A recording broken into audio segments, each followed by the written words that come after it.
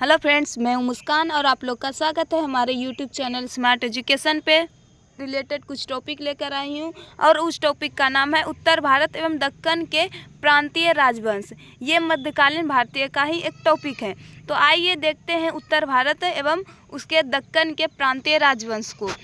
प्रांतीय राजवंश में सबसे पहले नाम आता है जौनपुर, जिसकी स्थापना फिरोज शाह तुगलक के चचेरे तुगलक ने अपने चचेरे भाई जोना खा, जिसका दूसरा नाम है मोहम्मद बिन तुगलक, की स्मृति में की थी। सुल्तान मोहम्मद शाह द्वितीय का शासनकाल 1394 ईस्वी में जौनपुर एक स्वतंत्र राज्य बना। इसका संस्थापक मलिक सरवर था, जिसने स्वतंत्र सरकी राज्य की स्थापना की।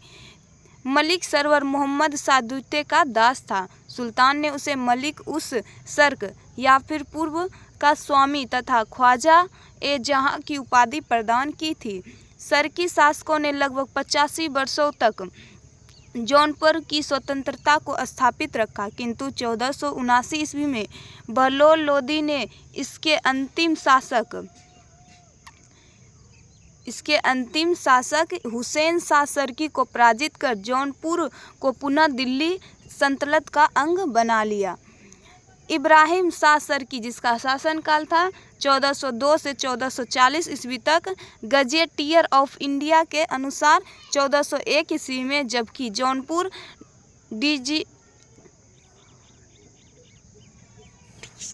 डिस्ट्रिक्टियर गजेटियर के अनुसार 1402 ईस्वी में जौनपुर के सरकी वंश का सबसे महान शासक था।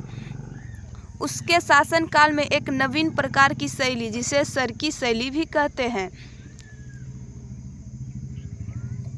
का उदय हुआ। उसने स्वयं सिराज ए हिंद की उपाधि धारण की। उसके समय में जौनपुर की सांस्कृतिक ख्याति चारों तरफ फैल गई और जौनपुर भारत का सिराज नाम से विख्यात हो गया। यानी कि भारत का सिराज हम जौनपुर को कह सकते हैं और वो विख्यात भी हो गया। विद्यापति ने कीर्तिलता काव्य में जौनपुर और इब्राहिम शाह का सुंदर वर्णन किया है। विद्यापति जो एक कीर्तिलता काव्य के लेखक है, इन्होंने जौनपुर और इब्राहिम शाह का सुंदर वर्णन इस बुक में किया है। 1420 ईस्वी में अली शाह का भाई शाही खां जैन उल आवेदीन के नाम से कश्मीर के सिंहासन पर बैठा। वह कश्मीर का सबसे महान शासक हुआ। उसकी धार्मिक उदारता के कारण उसकी तुलना मुगल बादशाह अकबर से की जाती है। उसने जजिया कर हटा दिया तथा गो हत्या को निषिद्ध कर दिया।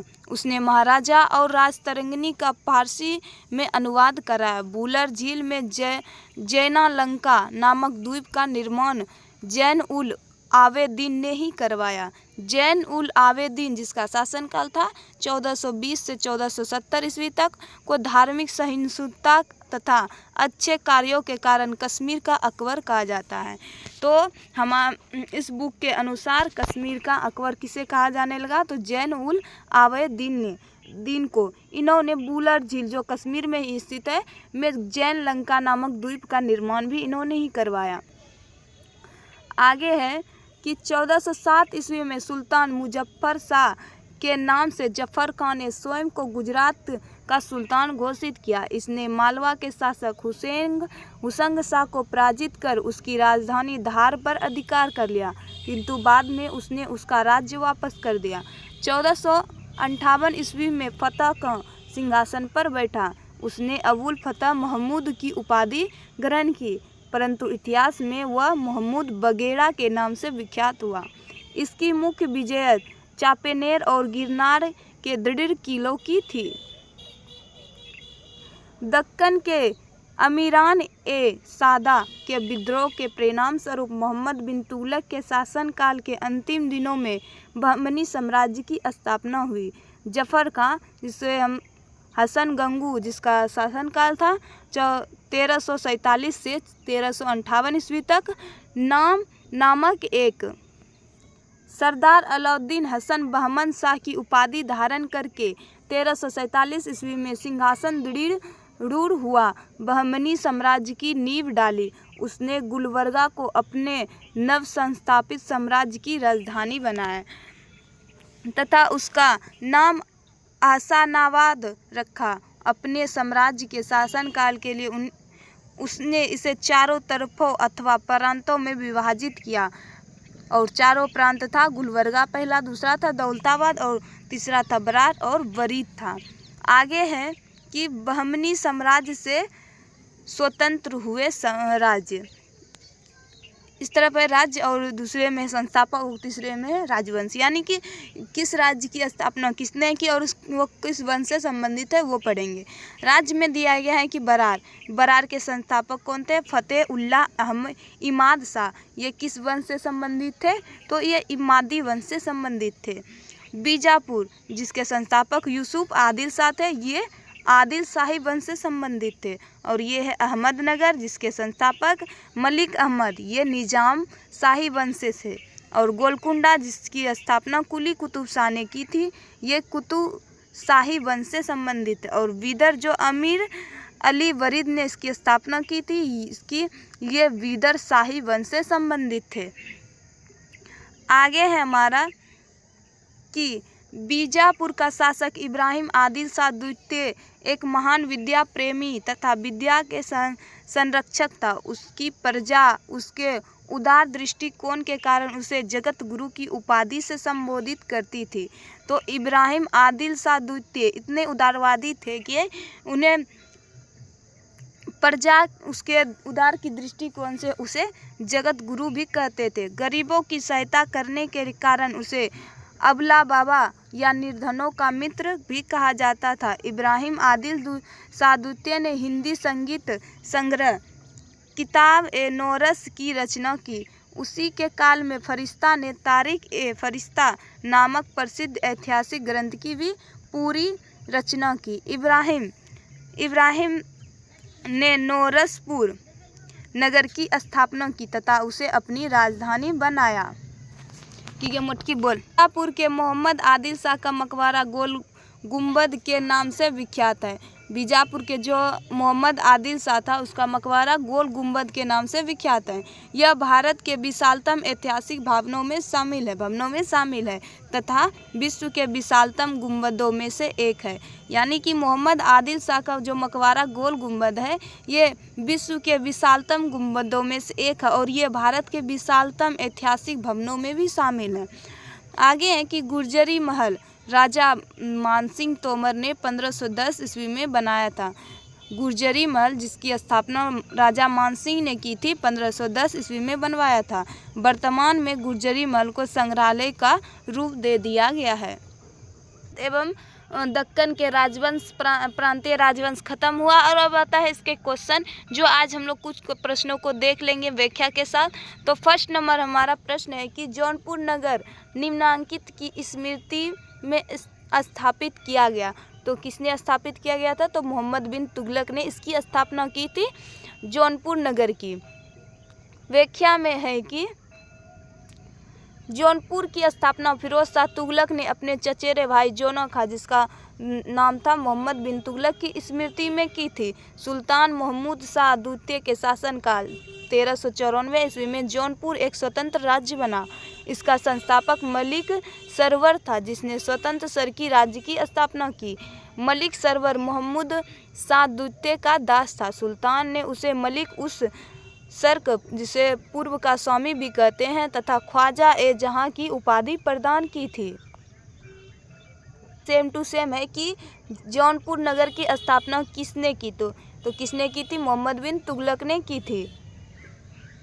इसमें आंसर गलत लिया गया है शायद, नहीं सॉरी हम ही गलत बोल रहे हैं कि जौनपुर नगर की स्थापना फिरोज शाह तुगलक ने की थी। जौनपुर नगर की इसमें किसकी स्मृति में पूछा जाए कि स्थापना की गई थी तो वो हो जाएगा मोहम्मद बिन तुगलक की स्मृति में स्थापना की गई थी। अगर ऐसे पूछा जाए कि जौनपुर नगर की स्थापना किसने की तो वो हो जाएगा फिरोज शाह तुगलक।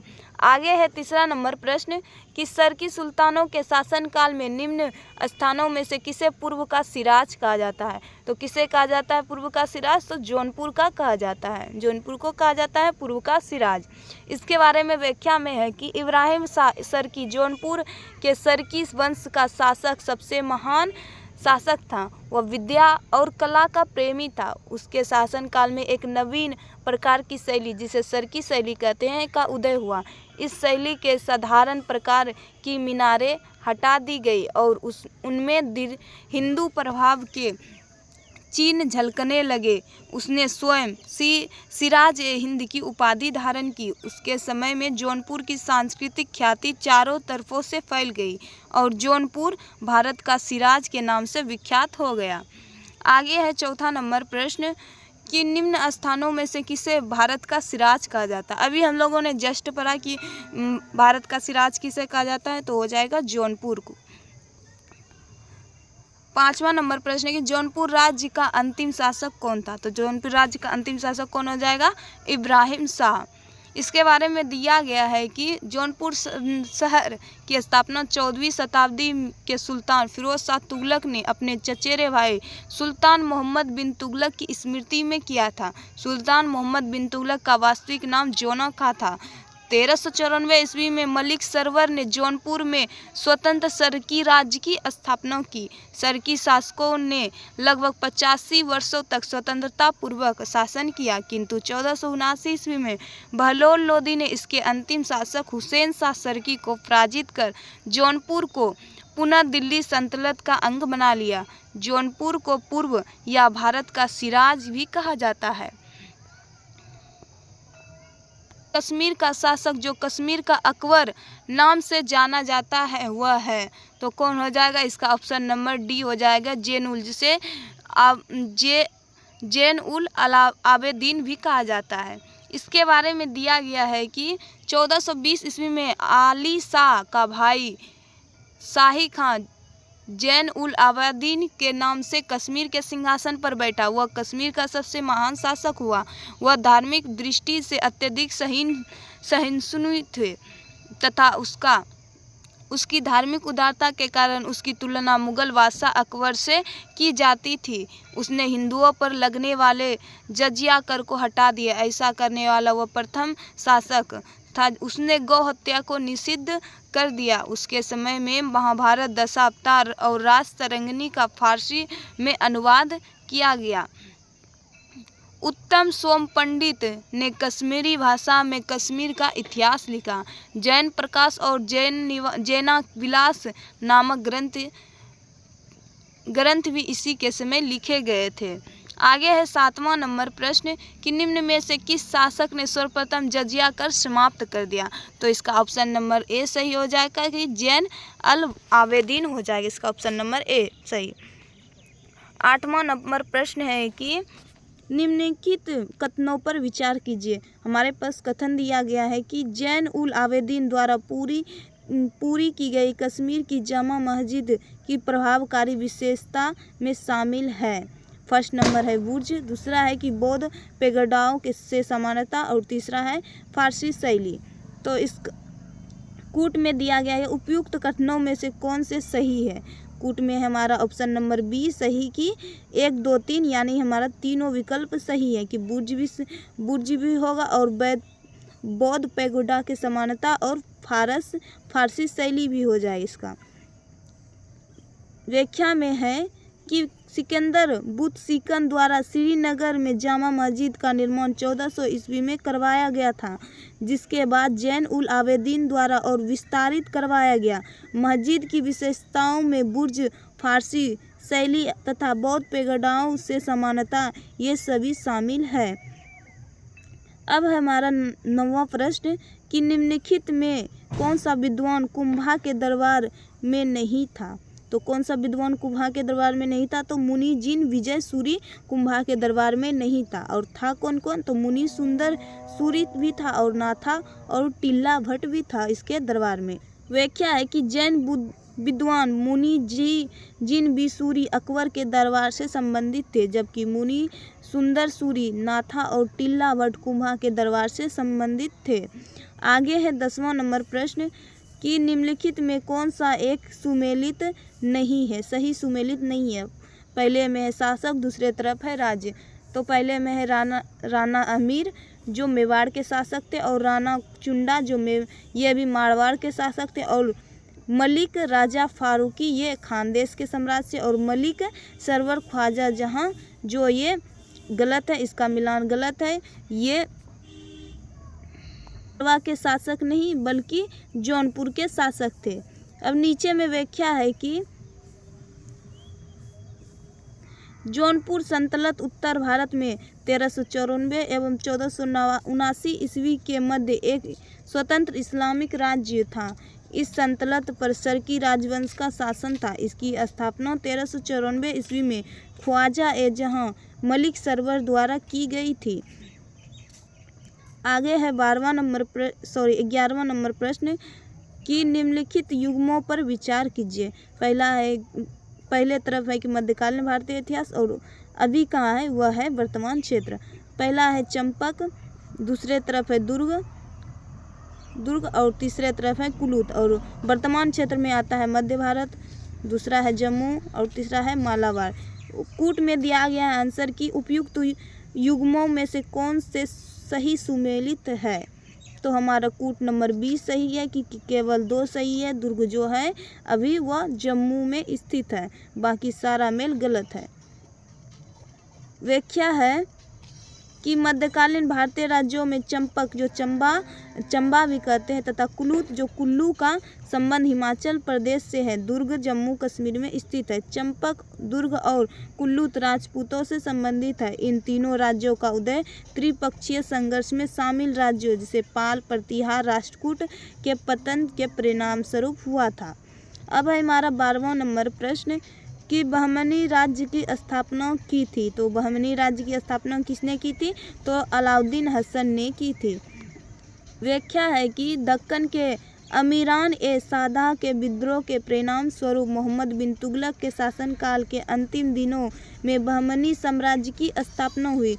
जफर खां, जिसे हम हसन गंगू, जिसका शासनकाल था 1347 से 1358 ईस्वी तक, नामक एक सरदार अलाउद्दीन हसन बहमन शाह की उपाधि धारण करके 1347 ईस्वी में सिंहासन रूढ़ हुआ था। तो आज हम लोगों ने